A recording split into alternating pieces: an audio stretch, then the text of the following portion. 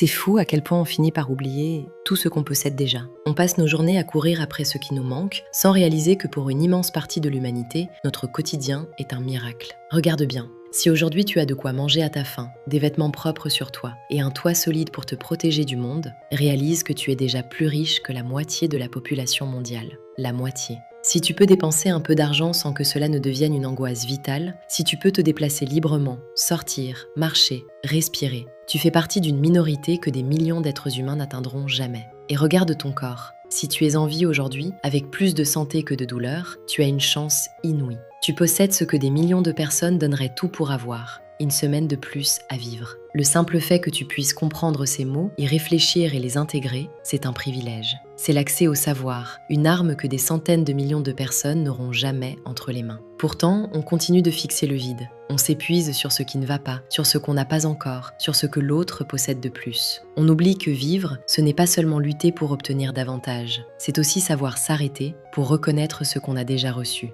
La gratitude ne supprime pas tes problèmes, elle ne change pas tes factures ou tes défis, mais elle change radicalement la manière dont tu les portes. Alors aujourd'hui, avant de laisser la plainte prendre toute la place, regarde vraiment autour de toi. Prends une seconde pour réaliser que ta vie actuelle, avec toutes ses imperfections, ressemble peut-être déjà à ce que quelqu'un d'autre, quelque part, appelle un rêve inaccessible.